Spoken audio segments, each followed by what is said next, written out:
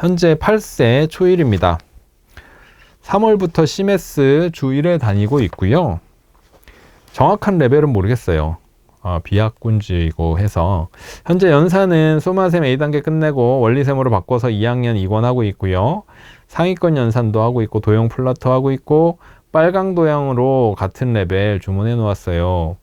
교과는 최상위 S 1-1 끝내고 여름방학부터 기응 1-2를 빠른 속도로 진도 빼고 있어요. 끝내고 심화 문제집으로 넘어가려고 합니다. 사고력은 필즈 킨더 풀고 있어요.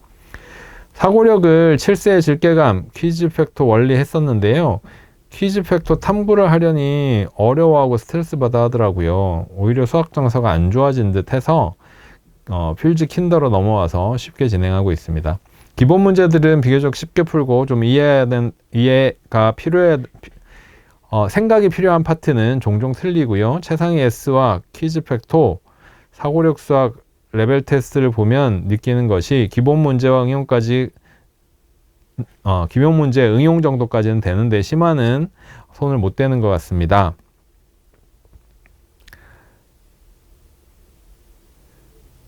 준심화 응용은 정답률이 70-80%가 되는 것 같은데 그 이상으로 나가기가 힘든 것 같아요.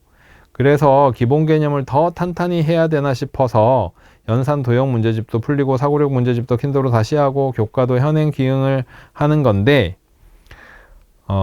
고민이 되는 게 이렇게 하는 게 맞나? 뭐가 문제일까요? 하셨어요. 너무 사연이 길어서 제가 이제 지금 풀리시는 문제집을 보면 연산 기본서 소마셈 원리셈인데 연산 기본서 사고력 연산 그 다음에 도형 플라토 하고 빨강 도형 하고 교과 최상위 S 하고 그 다음에 교과 기본 응용 하고 그 다음에 사고력 책들도 하고 있어요. 초1인데 CMS 학원도 다니고 있고 좀 어려워하는 부분들이 있어서 사고력 교재도 단계를 좀 낮춰서 하고 있는 아이입니다.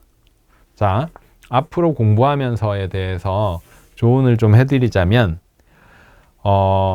이렇게 연산 너무 많이 하고 도형 플라토하고 빨강 도형도 거의 연산 같은 도형 문제집이에요. 그래서 지금 말씀하신 것처럼 기본을 단단하게 해야 될 것 같아 라고 해서 투자를 많이 하시는 거, 시간 투자나 이렇게 책을 많이 하시는 것까지는 이해는 가나 지금 말씀하신 것처럼 응용해서 심화로 올라가기 위해서 그러니까 그렇게 발전하기 위해서 필요한 것이 무엇이냐? 이건 뭐냐면 정확하게 알아가는 거예요. 정확하게. 그러니까 심화를 하면서 아이가 힘들어하는 부분이 있을 수 있죠. 있을 수 있는데 그 힘들어하는 부분이 이런 원리로 이렇게 되기 때문에 다음에 만나면 이렇게 해결을 가능해 라고 그 내용을 학습되게 공부하는 게 중요해요. 학습되게. 그래서 만약 정답률이 준심화 응용에서 7-80% 되는 것 같다라고 하셨을 때 이것도 20-30% 정도가 아이가 학습이 되어서 그 정도 수준은 이제 거의 다 할 수 있어. 이렇게 될 수 있게 공부를 해나가는 게 중요하다라는 거죠. 그래서 따라하면 풀리는 수학을 추천해 드립니다. 지금 더 심화서로 올라가는데 힘들다고 하시면 따라하면 풀리는 초등 수학에서 생각하는 방법을 좀 배우라고, 그런 방법을 배워야 아이가 되는 거예요. 그러니까 심화 수학은 너 이거 심화 풀어봐. 학원 레벨 테스트도 마찬가지예요. 어떤 낯선 문제들, 학원 레벨 테스트라고 하면 잘하는 아이들부터 중간 정도 되는 아이들까지 평가를 해야 되기 때문에 보통 어렵게 만들죠. 시험 문제 어렵거든요. 어려워요. 그러면 아이 입장에서는 되게 어렵고 낯선 문제들도 있거나 아니면 지난번에 봤는데 이거 나 원래 어려웠어. 안 풀려. 이런 내용들도 있을 거잖아요. 그렇죠? 그러니까 심화를 하면서 아이를 성장시키는 공부를 하려면 학습이 되어야 됩니다. 문제집을 풀어봤어. 너 지난번에 이거 풀어봤잖아가 아니라 풀면서 어려운 문제들은 왜 그렇게 되는지를 정확하게 알고 유사한 문제에 적용할 수 있고, 수학 문제는, 수학 공부는 딱 이거 아닌가요? 정확하게 이해하고 이해한 것을 다른 문제에 적용할 수 있고, 이거죠. 그래서 심화로 나아가는 데 있어서 지금 말씀하신 것처럼 응용 정도, 준심화 정도까지는 아이가 잘 해요. 그러면 심화로 이끌어주고 싶어요. 하면 따라하면 풀리는 수학 공부하세요. 이것은 진심으로 말씀드리는 겁니다. 네. 공부하는 방법으로 봤을 때 심화 공부는 심화에 필요한 생각, 새로운 추가되는 개념, 이런 것들을 정확하게 알고 이해할 필요가 있습니다. 공부는 그렇게 돼야 돼요. 오늘 첫 번째 사연이 그런 거였어요. 학교 선생님이 따라하면 풀리는 수학 공부하고 나니까 아이가 따풀 최고라고 하면서 최상위도 잘 풀게 되었다고, 학교 선생님, 초등학교 4학년 학교 선생님이 너무 감사하다는, 사실은 응원의 메시지를 읽는 것으로 오늘 방송을 시작했는데요. 지금 말씀하신 이 아이는 딱 저는 따라하면 풀리는 수학, 풀리는 초등수학 추천해드리고 싶습니다. 넘어가겠습니다. 안녕하세요 선생님, 좋은 영상 늘 잘 보고 있습니다. 초등학교 4학년 아이이고 학원 진도보다 반학기 빠른 정도만 원리셈 플라토를 집에서 하고 황소수학 하고 있어요. 선생님 QR코드 영상을 꼭 보는데 아이가 5분 남짓한 선생님 설명이 이해 잘 된다며 아주 좋아해요.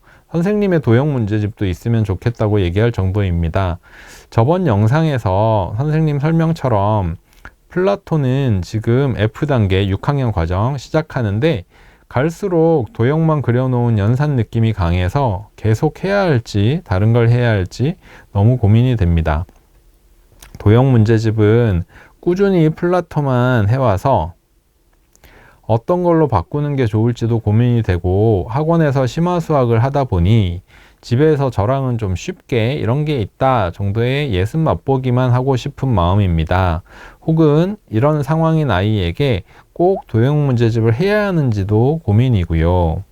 연산은 실수로 틀리는 아이라 원리삼을 필수로 하고 있어요. 조언 부탁드립니다 하셨어요. 황소도 다니고 있고 수학을 잘 하는 아이네요.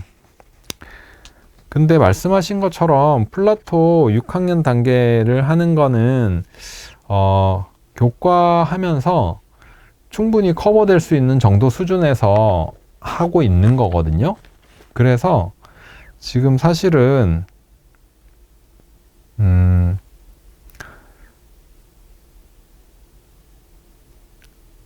그만둬도 되는 정도이긴 한데요.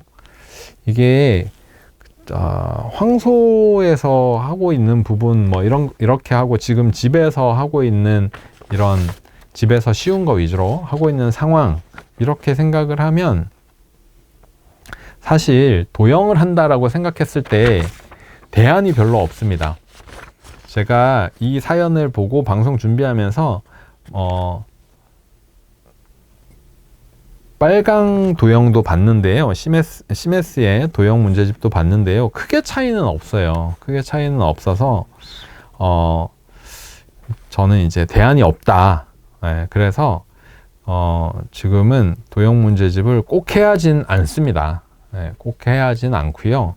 말씀하신 것처럼 6학년 도형이면 입체를 가로 세로 높이 곱해가지고 부피 구하고 이런 문제 반복하게 되고 이런 거일 거예요. 꼭 해야 되는 학습이라고 보기 좀 힘든 부분이거든요. 그래서 안 해도 됩니다.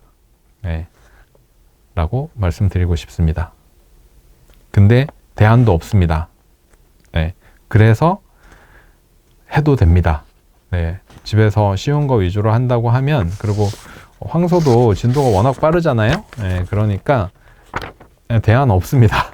네, 대안이 없어요. 도형 문제집 몇 개 없어요. 네, 도형 문제집이 몇 개 없어서 사실은 제가 예전에 학원 선생님들 이렇게 뵙고 상담하고 이렇게 할 때 학원 선생님들 중에 저한테 좀 이렇게 생각하면서 풀 수 있는 도형 문제집 만들어 달라고 하신 적이 있어요. 선생님이 플라토가 좋은 책인데 너무 기본적인 부분만 되어 있는 책이라서 실질적으로 도형을 하면서 아이들에게 도움이 되는 부분, 이런 부분들이 더 있는 도형 학습지면 좋겠다. 특히 3학년 이상에서.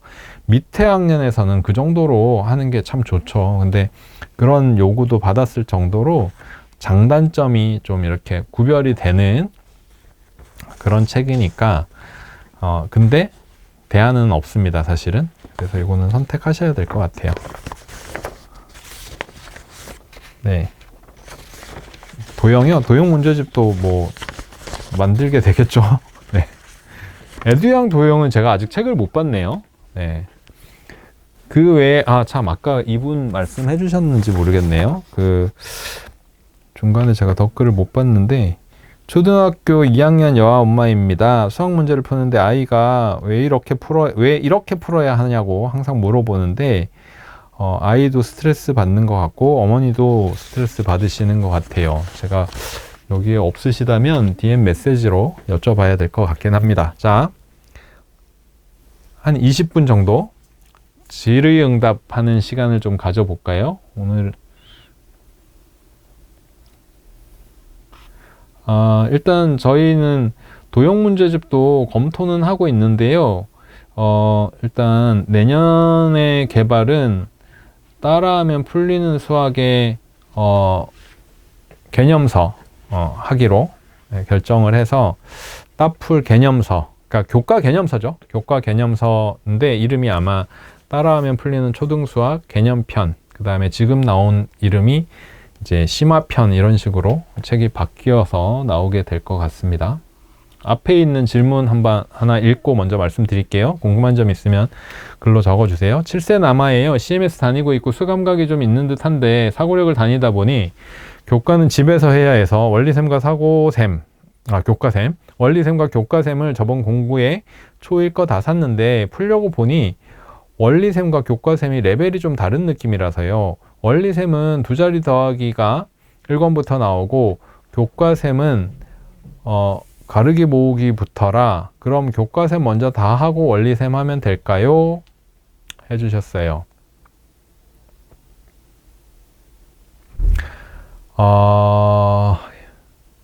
교과샘을 1학년 1학기 거 사셨나 봐요. 그쵸? 그러면 1학년 1학기 교과샘을 먼저 하시고 원리샘 초등을 하시는 게 맞습니다. 그게 뭐 때문이냐면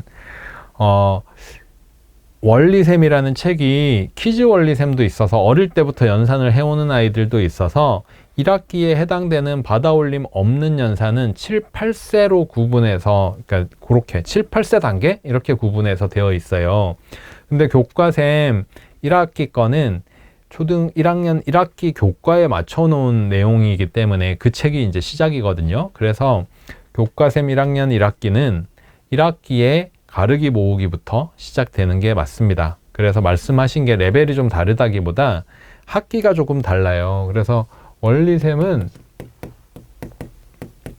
초등 원리샘을 먼저 쓰지 말고 교과로 초등 1학년 1학기 1학년 2학기 이렇게 구분을 해보면 교과샘은 1-1, 1-2 이렇게 정확하게 구분이 되고요. 원리샘은 퀴즈 원리샘 7, 8세, 초등 원리샘 1학년 이렇게 구분이 되기 때문입니다. 그래서 만약에 이렇게 구입을 하셨으면 요거 먼저 풀고 요렇게 가시는 게 맞죠. 네. 그리고 나서 이것도 사셨으면 그리고 나서 이렇게 가시는 게 더 낫습니다. 왜냐하면 얘가 연습할 양이 더 치밀하게 많이 있고 얘는 교과 내용에 맞춰져 있는 책인데 1학년은 사실은 교과 내용이라고 해도 연산밖에 없으니까 유사한 내용들이 많이 있거든요. 그래서 먼저 하고 이렇게 가시는 게 맞습니다. 연습으로는 원리샘이 메인이긴 한데 단계가 아마 그렇게 구입하셨을 것 같아요. 그래서 요거 제가 적어 드린 거 참고하셔서 하시면 됩니다.